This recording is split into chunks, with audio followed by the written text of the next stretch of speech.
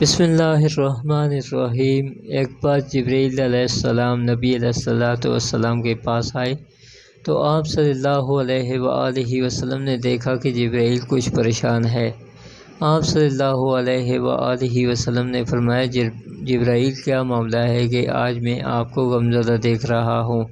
جبرائیل نے عرض کی، اے محبوب کل جہاں، میں اللہ پاک کے حکم سے جہنم کا نظارہ کر کے آیا ہوں۔ اس کو دیکھنے سے مجھ پہ جو غم کے آثار نمودار ہوئے ہیں۔ نبی کریم صلی اللہ علیہ وآلہ وسلم نے فرمایا، جبرائیل مجھے بھی جہنم کے حالات بتاؤ۔ جبرائیل نے عرض کی، جہنم کے کل 7 درجے ہیں، ان میں سے جو سب سے نیچے والا درجہ ہے اس میں اللہ تعالیٰ منافقوں کو ڈالے گا۔ اس سے اوپر والے 6 درجے میں اللہ تعالیٰ مشرک لوگوں کو ڈالیں گے۔ اس سے اوپر 5ویں درجے میں اللہ سورج اور چاند کی پرستش کرنے والوں کو ڈالیں گے۔ 4تھے درجے میں اللہ پاک آتش پرست لوگوں کو ڈالیں گے۔ 3رے درجے میں اللہ پاک یہود کو ڈالیں گے۔ 2 درجے میں اللہ تعالیٰ عیسائیوں کو ڈالیں گے۔ یہ کہہ کر جبرائیل علیہ السلام خاموش ہو گئے تو نبی علیہ السلام نے پوچھا، جبرائیل خاموش کیوں ہو گئے ہو؟ مجھے بتاؤ کہ پہلے درجے میں کون ہوگا؟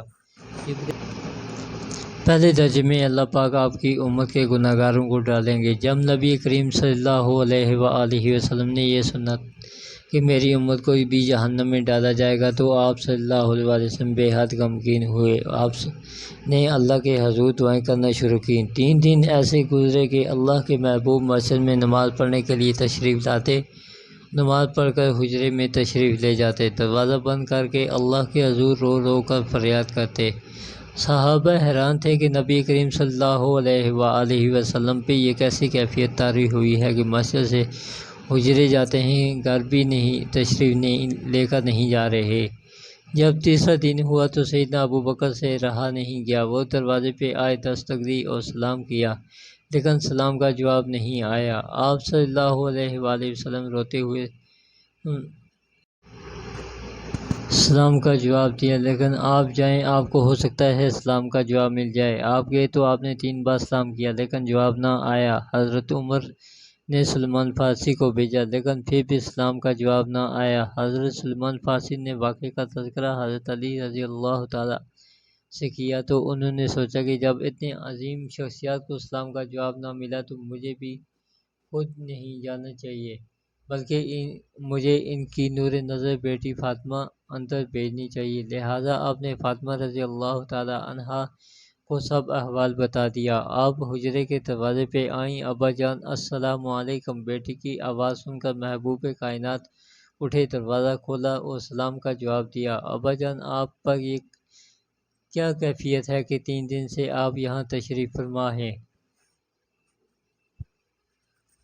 نبی کریم علیہ السلام نے فرمایا کہ جبرائیل نے مجھے آگاہ کیا ہے کہ میری امت بھی جہنم میں جائے گی۔ فاطمہ بیٹی، مجھے اپنے امت کے گناہ گاروں کا غم کھائے جا رہا ہے اور میں اپنے مالک سے دعائیں کر رہا ہوں کہ اللہ ان کو معاف کر، ان کو جہنم سے بری کر۔ یہ کہہ کر آپ صلی اللہ علیہ وآلہ وسلم پھر سجدے میں چلے گئے اور رونا شروع کیا، یا اللہ میری امت کے گناہ گاروں پہ رحم کر، ان کو جہنم سے آزاد کر۔ کہ اتنے میں حکم آ گیا، وَلَسَوْفَ يُعْطِيكَ رَبُّكَ فَتَرْضَىٰ، اے میرے محبوب غم نہ کر، میں تم کو اتنا عطا کروں گا کہ آپ راضی ہو جائیں گے۔ آپ صلی اللہ علیہ وسلم خوشی سے کھل اٹھے اور فرمایا، لوگو، اللہ نے مجھ سے وعدہ لیا ہے کہ وہ روز قیامت مجھے میری امت کے معاملے میں خوب راضی کرے گا، اور میں نے اس وقت تک راضی نہیں ہونا جب تک میرا آخری امتی بھی جنت میں نہ چلا جائے۔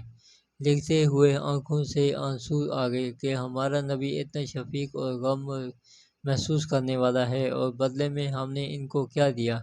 کبھی دن میں 1 مرتبہ درود شریف بھی ان کی ذات اقدس پر بھیجا ہے۔